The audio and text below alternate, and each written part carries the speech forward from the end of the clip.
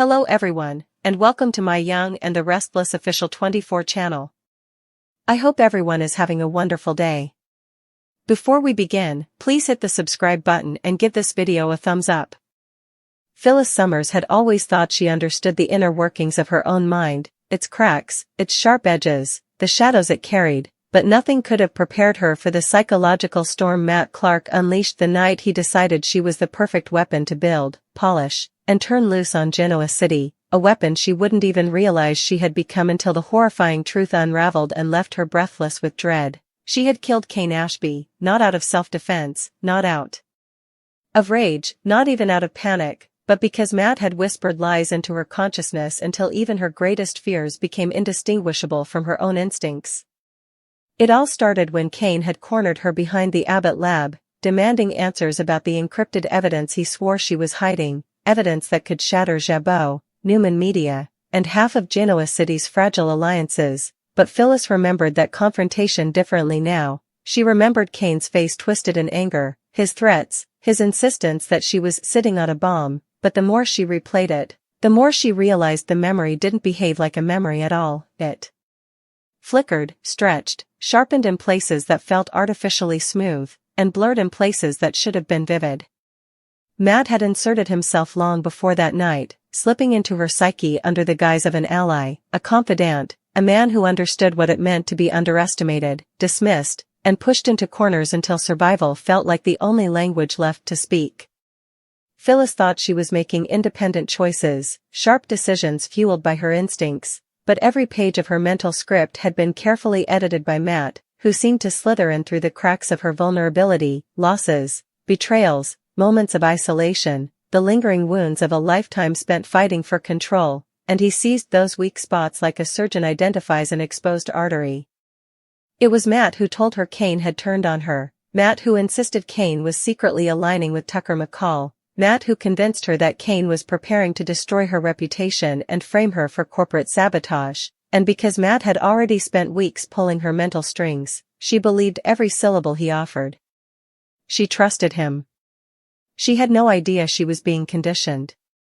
The night Cain died, Phyllis remembered feeling hunted, desperate, backed into a corner she couldn't identify. She remembered the adrenaline spike, the primal instinct Matt had taught her to obey, the feeling that Cain was lunging toward her with an object in his hand, but now she knew the object wasn't a weapon at all. It was Cain's phone, raised in surrender, screen glowing with a message he wanted to show her. "Phyllis, we have a bigger problem. Call me." But she never saw that message. Matt had manipulated the moment long before Cain showed up at the Abbott property. He had planted a memory seed in her mind, small flashes of Cain threatening her, a fabricated image of Cain holding a knife, a distorted echo of Cain calling her a dangerous mistake who needed to be erased.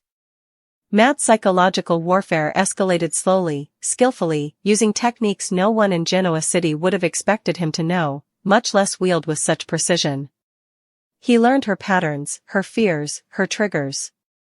He rewrote parts of her past to make his lies feel familiar. He reminded her of every time someone underestimated her, every time she had been labeled unstable or untrustworthy, every time she had been pushed to defend herself against unforgiving odds. And then, like a puppeteer tugging one final string, he nudged her toward Cain, ensuring the encounter happened when her nerves were frayed, when she was exhausted, when her mind was too compromised to question what was real and what had been fed to her by a master manipulator with a vendetta of his own. After Cain fell lifeless at her feet, Phyllis remembered Matt's voice, soft and steady, echoing through the cavern of her spiraling panic. "You had no choice, he was going to kill you." She remembered trembling, unable to process the blood on her hands, but Matt had steered that moment too. He pulled her into his arms, shielding her from the shock, whispering assurances she didn't know were poison. And because she felt safe for the first time in weeks, she clung to him, not realizing safety was the most dangerous illusion Matt could offer. Days turned into a fog, with Matt orchestrating every movement she made, where she walked, who she avoided, what she believed. He told her not to go to the police because self-defense can still be twisted, and because Phyllis had been burned by the justice system before, she believed him. He told her to avoid Lily because she would see guilt instantly, and Phyllis believed him. He told her to keep quiet because juries are emotional, and she believed him. The truth was simple: Matt didn't want her cleared. He wanted her controlled. He wanted her desperate enough to cling to him as her only anchor. And that's exactly what she did. But everything began to unravel when Daniel, suspicious of her erratic behavior, confronted her at the Grand Phoenix and demanded to know why she was spiraling again, why she was jumpy, why she kept disappearing at odd hours. That confrontation shook her, not because Daniel sounded accusatory, but because she saw something in his eyes she hadn't seen in herself for weeks: clarity. He wasn't seeing a dangerous woman losing control, he was seeing a terrified mother trapped inside a psychological cage. Daniel pushed. Phyllis cracked. And suddenly, the memories Matt had built started collapsing like a house of cards soaked in gasoline. She remembered Matt showing her doctored digital files, fake recordings of Kane threatening her. She remembered Matt encouraging her to sleep less, think faster, act impulsively. She remembered Matt repeating phrases like mantras: trust your instincts, people want to twist your truth, Kane is plotting against you. But most damning of all, she remembered a moment she had buried entirely, a moment 2 nights before Kane died, when she had awakened on the couch at Matt's place, disoriented, groggy, and unable to recall how she got there. Matt had insisted she fainted on his doorstep and that he carried her inside to keep her safe, and she accepted that explanation at the time. But now, thinking back, she realized something much darker: she hadn't fainted. She had been drugged. Matt had manipulated her physiology as easily as he manipulated her thoughts. As the pieces rearranged themselves, forming a horrifyingly clear picture of what Matt had done, Phyllis's guilt collapsed into suffocating self-loathing. She had killed a man she had once cared about deeply, and she had let herself believe Matt's script instead of listening to her own instincts. She had been used. Weaponized. Broken down and rebuilt into someone capable of murder on command. And now that the truth was clawing its way to the surface, Matt was tightening his grip, accelerating his psychological control in ways that made even Phyllis's darkest memories feel safer. He was texting her constantly, warning her not to trust anyone. He was watching her from corners of rooms she didn't remember walking into. He was appearing at the Grand Phoenix uninvited, offering support she now recognized as surveillance. And in the mirror, she barely recognized herself, pale, exhausted, trembling, haunted by a crime she could no longer defend. Phyllis Summers, who once prided herself on her sharp instincts and defiant resilience, was now living a nightmare crafted by a man who understood how to twist her strengths into weaknesses and her loyalty into shackles. But what Matt didn't foresee, what he overlooked in his arrogance, was that Phyllis, even broken, was still Phyllis. And now that she knew the truth, every breath, every heartbeat, every shred of guilt was pushing her toward one singular conclusion: if Matt Clark could reshape her mind once, then she could take it back. And when she did, she wouldn't be his puppet, she would be his reckoning. Kane's double betrayal rocks Phyllis, gets payback 2 devastating ways? Kane Ashby's, Billy Flynn, double betrayal may rock Phyllis Summers, Michelle Stafford. Kane may get payback 2 devastating ways and leave Phyllis furious as well as heartbroken in the end. Of course, we should point out that Phyllis betrayed Kane first. Phyllis stole the AI program and gave it to Victor Newman, Eric Braden, who promptly used it to target Kane's company. That wasn't what Phyllis had in mind, since she expected Victor to target Jack Abbott, Peter Bergman, and Jabot instead. Phyllis wants to be in control of Jabot down the road, but that plan may not work out for her either. Victor has promised to hand Jabot over to Phyllis once he's done destroying Jack, but he's not a man who always keeps his promises. Phyllis has already been burned by Victor once since he went after Arabesque when that wasn't the deal they made. However, it's Kane who Phyllis may really need to watch out for. This could cause Phyllis's feelings for Kane to grow strong and make her believe they might have a future together. Kane could easily be playing Phyllis and setting her up for some crushing blows. If Kane uses this new layer of their relationship to manipulate Phyllis, he may ultimately pull the rug out from under her. Kane may admit his deception somewhere down the line and make it clear that this was all a ruse. Kane may eventually score proof that Phyllis stole the AI program and dash her dreams of building a real relationship with him. Perhaps Kane could also uncover Phyllis's Jabot takeover goal and manage to gain control of it himself. If Kane ends up in charge of Jabot in the end, he could gloat over that development and deliver yet another infuriating Phyllis setback. Bottom line, Kane could betray Phyllis two ways if he fakes their romance and then steals the Jabot outcome she wanted. The Young and the Restless spoilers say Kane may blindside Phyllis with some dirty tricks, so stay tuned for updates on any terrible news ahead. Phyllis Summers had always believed she understood the inner workings of her own mind, its cracks, its sharp edges, its relentless determination, the shadows it carried from every battle she survived, but nothing, not even her darkest trauma, could have prepared her for the psychological storm Matt Clark unleashed the night he decided she was the perfect weapon to build, polish, and launch at Genoa City without her ever realizing she had become the very destruction he desired. She had killed Kane Ashby, and not out of self-defense, not out of a moment of panic, not even out of one of those impulsive, volatile flashes that once made her feared across corporate boardrooms. No, she killed him because Matt whispered lies so convincingly, so venomously, so intricately woven through her unresolved wounds and deepest insecurities that her fears became indistinguishable from her instincts. She didn't act on truth, she acted on programming. It all began the night Kane cornered her behind the Abbott lab, demanding answers about the encrypted evidence he believed she was hiding, evidence that could crack open Newman Media, expose Jabot's most vulnerable faults, and torch the fragile alliances keeping Genoa City from erupting into chaos. But now, replaying that confrontation in the fractured corners of her memory, Phyllis realized the moment didn't behave like a memory at all. It flickered like a distorted reel, sharpened in places that felt artificial, blurred in places where her intuition insisted clarity should have lived. Matt had inserted himself long before Kane ever raised his voice. He had slipped into her psyche with surgical finesse, posing as an ally, a confidant, a man who knew what it felt like to be underestimated and backed into corners until survival became the only language one could speak fluently. She thought she was aligning with a partner who finally understood her. Instead, she was placing her trust in a puppeteer. Every decision she made, every instinct she believed was her own, had been quietly, carefully rewritten. Matt knew her soft spots, her history with men who lied, her loneliness, her endless desire to regain power after years of humiliation. He recognized every scar left by betrayal. He observed her patterns and then weaponized them. He amplified her paranoia with just enough truth to make the lies believable. He reminded her of every moment she had been dismissed, ignored, pushed aside by men who assumed she'd implode eventually.